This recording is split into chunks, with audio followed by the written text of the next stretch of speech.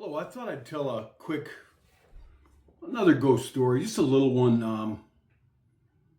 Happened about 6 years ago here where I'm at in my backyard.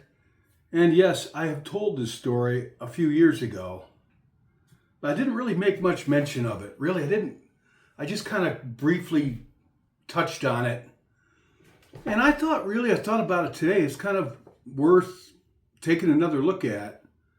But there's not much to it, but it's strange. It's kind of unique. It kind of stands out as unique to me. Of the many, spirits I've encountered, I'm not boasting. I've never looked for these things really,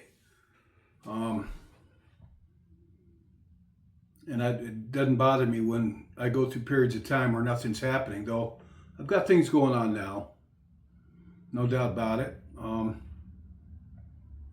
I'll tell you one, when I was sitting here the other night and we had a lot of snow on the ground. It's starting to melt off now. Late at night, I'm sitting here by myself, of course, and quite clearly on my window. It's very distinct. My window's right next to this, maybe 8 feet away from where I'm sitting. Quite clearly on my window. And I went out there and there was no footprints anywhere. The snow's good for that. You can definitely tell if somebody's been in your yard. There was no wind, and definitely no footprints. And I know somebody knocked on my window quite distinctly. So I've got some things going on like that, little random things. And I don't really like talking about them when they're current events where I live. But this happened where I live about the first year I moved into this house. So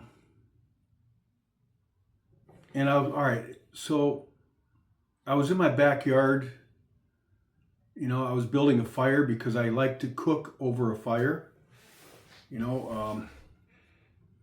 Just want to grill chicken wings or steak or what have you. Play guitar, such. I don't do drugs or anything like that, though I do like to have a beer, but I don't sit and pound beers all the time either. Pound coffee all the time, maybe, like this. I go take a picture of my backyard, but it's just snow and mud right now. And this was the middle of summer when this happened. So I just looked through my Facebook and I found, enough. I took enough pictures of my backyard because I've been kind of working on it, with flowers and stuff, and making a nice little spot to build a fire and cook out by. That was St. Frank this past summer. So I just want to show this off, show and tell. I'm at the age where I appreciate flowers and stuff.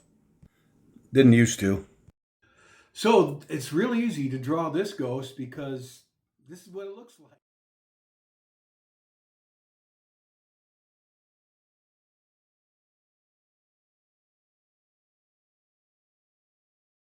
Ball. And it was in my backyard, pretty much, in that little grassy clearing, if you could call it that, right behind my St. Francis bird bath flower, bed now. So I was standing there, picture off. I was just standing there. It was summertime, midsummer. I'm by myself. Nobody else was here. And there's no way to get into my backyard unless you walk through my garage or come through my house. It's fenced in because of my dog that I had then.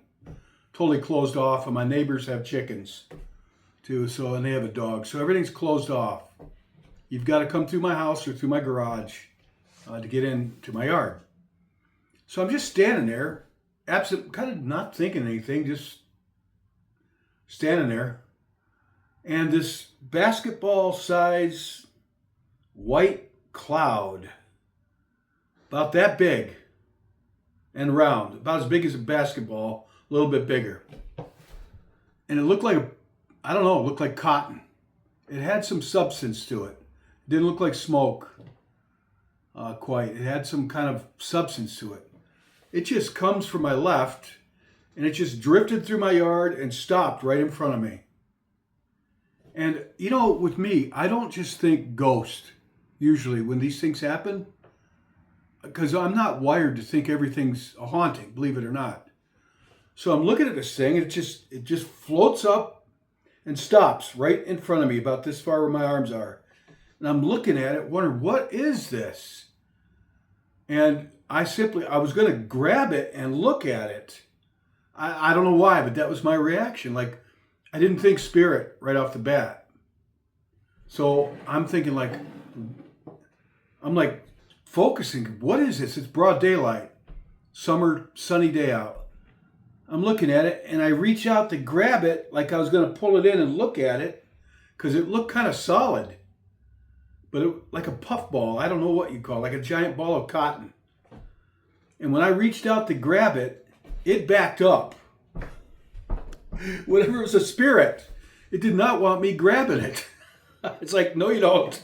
I just look back at it. I think it's kind of funny because my reaction was to grab it and look at it to figure out what it was. I know that sounds incredible, but I just didn't put it together instantly, spirit. So I reach out to grab it and it did not let me touch it. As soon as I started to go like that, it backed up about 3 feet and paused there for a moment. And then it went straight up, real fast, straight up into the sky and out of sight. And that's it. That's the story. I had some other things happen in the backyard that are even more, a lot of things happen back there. Always. I think because I live in the middle of this village. And the Indians that were here 225 years ago, at this point, roughly, before the Europeans settled it, you know, it was Revolutionary War tract land. Washington gave a lot of it to his Revolutionary War soldiers. And they all finally got to clear the go-ahead because they had to move the Indians out. And they did so peacefully because the Indians, unfortunate for them, sided with the British. The British lost. The Indians had to go to reservations or they went to Canada. Some of them stayed here, you know, and they just assimilated in with society. But before the Revolutionary War soldiers came here around 1797, they had to wait long enough to get their land. It wasn't right. The Indians got a raw deal. I know. That's another story. But the Indians used to gather in this village that I call home now. And if you study what's known of them, they would never live here because they said it was too spiritually active. I read that in a book, and I'm going to go look for that book. I should make it a point to try to find that book. It's in the town library, History of Moravia. And I just was in there years ago, and I just killing some time. And I got this old book from like 1870s and read that the Indians said you'd have to be crazy to live here because it was too spiritually active. In fact, they used to meet at a place that's now an old brick house. There's a name for it. But the Indians used to meet there and have some kind of spiritual gatherings about maybe 10 minutes walk from where I'm sitting. And it is indeed a very spiritually active town. That doesn't mean you're going to come here and see ghosts. You're not. I know people lived here their whole life and never seen spirits. But I would say out of all the people I know here, the majority of them have some ghost stories. To include one of my skeptical friends who told me last summer that he was sitting in his backyard here in the village and he saw a glowing ball of light just float through the tree limbs real slow and crossed in front of him and through his yard and kept going. I said, you probably just saw a spirit because that's what they look like sometimes. But I live right in the center of the village, and sometimes I think they're just curious, they're just passing through, and they know they can interact with me. Because it's never been anything threatening, thank God. Just like they're just curious, just to get my attention. I always got that impression of just checking me out. Like this would, I call it the Puffball Ghost. And that's no disrespect to this spirit. Because, you know, I would say I can't come up with an explanation for that. I guess you could say I was hallucinating, but I wasn't hallucinating.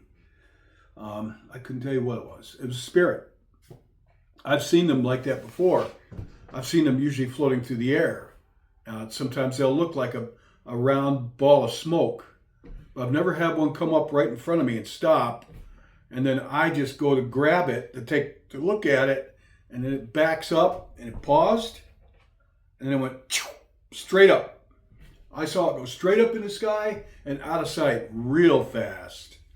I mean, real fast. It took it from the time that it went straight up, and it went straight up. It was out of sight within about 3 seconds because I was looking, and it was a clear day. So that's that story. Well, whatever spirit it was, I call it Puffball Ghost. I'm not trying to discredit whoever it was. I mean, they did go up. They didn't go down into the ground. I've seen that happen. I've seen spirits go into the ground, and instead of up. And that was at the place I lived in before here. On numerous occasions, I've seen them drop straight into the ground, through the floor, or into the dirt. But this one went up, so whoever it was, it might have been somebody I know. You know, it might have been somebody I know. At that point, my mom and Jen both were still alive. Jen was living here. Well, who knows who? I don't know who it was or what they were doing. But they came up to me and stopped in front of me and did not want me grabbing them. Which I look back at that, my reaction, I think it's funny. But it wasn't frightening. I had a few that were. All right, so I'm going to try something different with this. That's why I told this short little story. Because I can't even find my own YouTube channel. If somebody says, how do I find your channel? Like I meet somebody, I don't know what to tell them. I type my name in, I type ghost story or beer review or Christian, whatever, and I still can't come up with my videos. I don't know how any of you ever find them.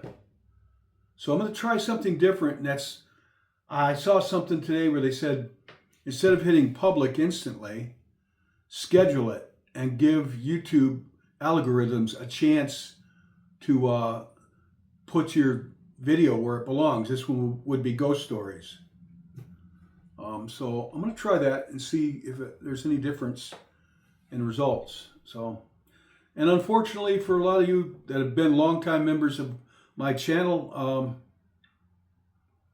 I'm going to be retelling some of these old stories because I just am. I don't mind, because some of them I haven't told in years, and I've got a lot of new viewers on here. And there isn't much going on in my life. Actually, I'm going back to work tomorrow. So I got a job. Somebody hired me. I'm working at a home improvement store in charge of the plumbing department. Again, I was that a couple of years ago. All right, so that's the Puffball Ghost story. Pretty simple story, but pretty unique. I tried to grab it. It did not want me grabbing it. I'll tell you that, for whatever reason. Probably would have been. I wonder what it would have been if I would have. It didn't let me touch it. Pretty close. I mean, it backed up real quick. Like, might have been a female, a woman, like, get your hands off of me. I don't know. I'm laughing about it, but it was honestly pretty strange.